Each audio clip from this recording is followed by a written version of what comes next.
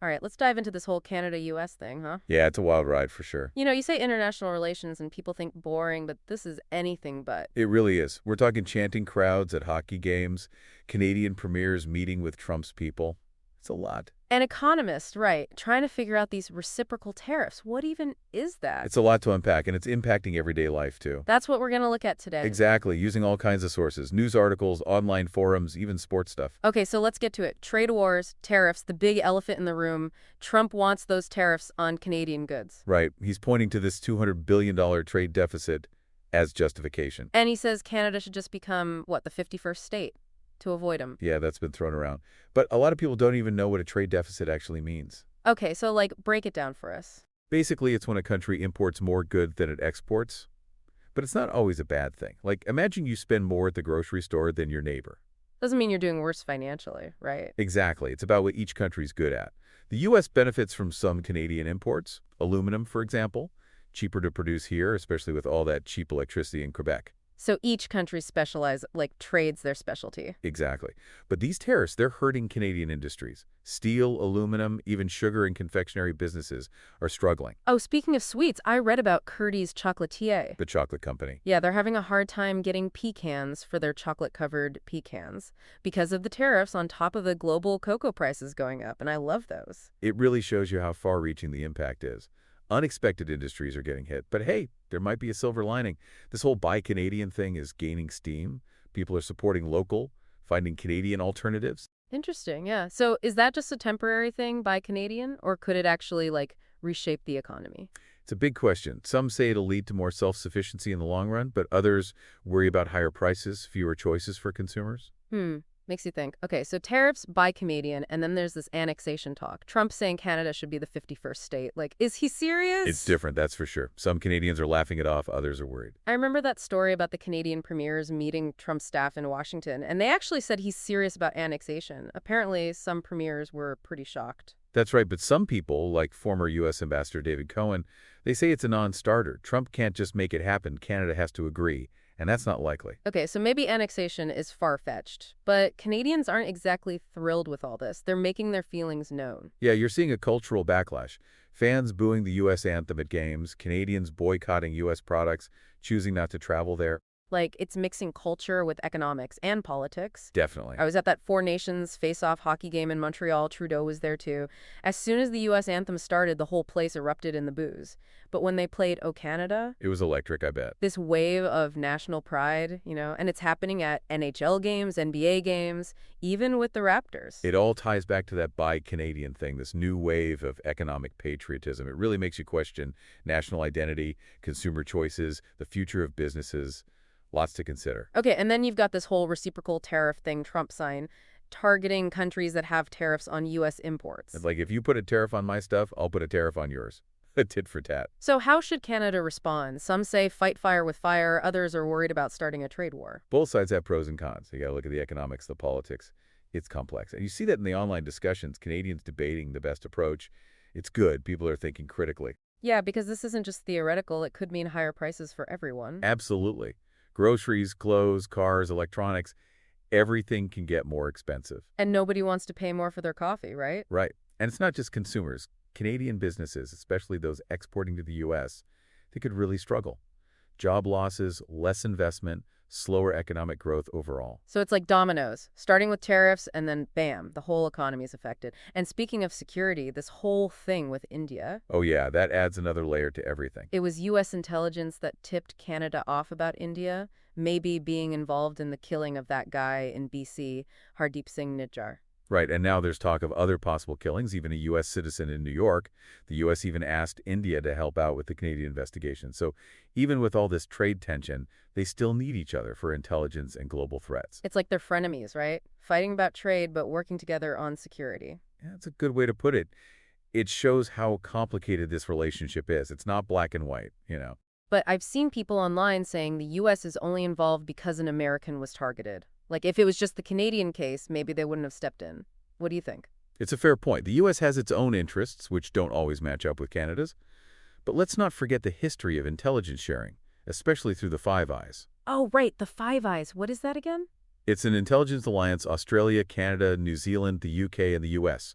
They share a lot of information. So it's not just the U.S. looking out for themselves, but some Canadians are saying we need to be tougher, stricter crime laws, stop releasing violent criminals. That's another important point. Domestic policies and international relations, they're all connected. Some say we need internal action. Others say working with allies like the U.S. is crucial. It's true, Canada's not exactly known for its military might. We're more like the friendly neighbor bringing casserole to the potluck. That's a good analogy. But even a friendly neighbor needs a good fence and good relationships with the other neighbors to stay safe, right? Right. So we've got trade wars, annexation talk, cultural backlash, this whole India situation. Where do we go from here? That's the million-dollar question. Every time you think you understand the rules, everything changes. Canadians need to discuss what kind of relationship we want with the U.S. long term. Do we go for more economic independence, try to mend fences despite the differences? Big questions. And it's easy to feel overwhelmed by all of it. But looking at all these sources, you start to see the patterns, the different interests, the possible consequences. It's like seeing behind the curtain how the world really works. You got it. It's about connecting the dots, understanding the forces at play. Economics, politics, culture, even personal stuff, it all factors in. Yeah, like who knew pecans could get caught in a trade war, but it shows you how connected everything is. But with all this talk about tariffs and trade deficits, sometimes it feels like it's just a game for politicians and economists. What does it actually mean for everyday Canadians? We'll dig into that more after the break. So we've been talking big picture stuff, but how does this actually affect people, everyday Canadians? Right, it's easy to get lost in the abstract, but this stuff has real consequences. Like, if these tariffs keep going up, prices could go up on everything. Groceries, clothes, cars, electronics, you name it. Yeah, ouch. I don't want to pay more for those pecans, or anything else for that matter. And it's not just about what you buy at the store, it's Canadian businesses too. The ones that rely on exporting to the U.S., they could be in trouble. Job losses, less investment, a slower economy overall. So it's like this ripple effect, right? Tariffs start it, and then bam, the whole economy feels it. Makes me wonder, can we even do anything? Or are we just stuck watching it all happen? I think it's important to remember that you, the listener, you have more power than you might think. Your choices actually matter. Supporting Canadian businesses, staying informed about these trade policies, even just talking about this stuff with people, it can all help build a stronger future for Canada. So it's not just about complaining about Trump online. Well, expressing your opinion is good, but it's about turning that into action.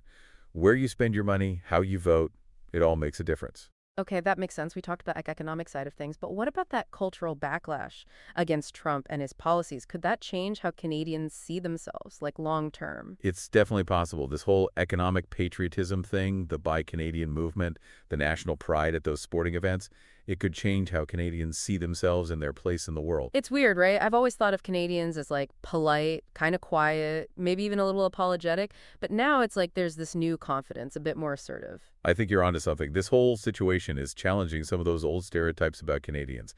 It's making people rethink their values, their priorities as individuals and as a nation. So what does this mean for the future of Canada and the U.S.? Is this just temporary, or are we seeing a bigger shift in the relationship? That's the million-dollar question. It's hard to say for sure, especially with someone like Trump in charge. He's unpredictable. But one thing's for sure, this is forcing Canadians to think hard about what they want from this relationship. What are they willing to put up with? What are their deal breakers? Right. And we talked about annexation earlier. Do you actually think that could happen? Or is that just Trump talking? Most experts say it's really unlikely. It would need the Canadian government and people to agree, and that's just not going to happen. So why even bring it up then, if it's not even possible? Some say it's a distraction tactic to take attention away from other issues or maybe to appeal to a certain group of Trump supporters. Others say it's a way to pressure Canada during those trade talks. Who knows what's really going on in his head? Yeah, it's confusing for sure. Okay, so trade wars, the threat of annexation, cultural backlash, economic patriotism. What's the bottom line here? What should our listeners be thinking about? The most important thing is that the Canada-U.S. relationship is more complicated and important than ever. It's not just about diplomats and trade deals. It's about understanding what shapes our world and your place in all of it. As this whole thing plays out, ask yourself, what role can you play? What can you do? It could be through what you buy, how you vote, even just staying informed. So it's not just about being a spectator, right? We can actually do something. Exactly. The future of Canada and the U.S. might be more in your hands than you realize, and that's something worth thinking about. That's a good point. It's easy to feel powerless when you're talking global issues, but all of our individual choices, they add up to something bigger. We've talked about a lot. Tariffs, annexation, economic patriotism, even the price of pecans. We've seen how this relationship plays out in the news, in business, even in our own kitchens. But before we finish up, I want to circle back to that situation with India. It seems like it's added added another layer of complexity to everything with Canada and the U.S. Definitely. The fact that U.S. intelligence was involved in that Nichar case shows just how connected the two countries are when it comes to security and intelligence sharing. But some people are wondering about America's motives. They're saying the U.S. might not have gotten involved if it wasn't for that American citizen who was also a target. What are your thoughts on that? It's a valid point. The U.S. has its own interests, and they don't always match up perfectly with Canada's. But remember, the U.S. and Canada have a long history of working together on security issues. It goes back a long way. Right, like with that Five Eyes alliance we talked about. That's a pretty big deal. The U.S. doesn't just share that kind of intel with anyone. Exactly. The Five Eyes is a sign of the deep trust and cooperation between those five countries. They share the same values, their democracies, and they want to protect their security together. So even though there's tension over trade, it seems like the security relationship between Canada and the U.S. is still strong. It seems that way for now, yeah. But it's important to remember that these relationships are always changing. Who knows what will happen next? Well, I guess that's just how international relations works. It's always a bit unpredictable. But hey, at least we're along for the ride. We'll be back after a short break to talk about what all of this means for the average Canadian and what you can do to shape the future of this really important relationship. All right, so big picture stuff aside, let's talk about you, the listener. What does this all mean for the average Canadian? Yeah, good question. A lot of people are asking that right now. Honestly, this whole relationship, it affects our everyday lives in a lot of ways. Like, how? Hit us with some examples. Well, think about the stuff you buy all the time. Food, clothes, electronics, cars, all that. If these tariffs keep going up, you could be paying more for everything. Ouch. So less money in our pockets, budgets getting squeezed. That's the reality, yeah. And then there's jobs. If Canadian companies are hurting because of tariffs, or they can't sell as much to the U.S., people could lose their jobs. We're already seeing that happening in some industries. Wow, so this isn't just about, like, prices at the store. It's people's livelihoods, their families. This is serious stuff. It is, and we got to remember, this isn't just some theory.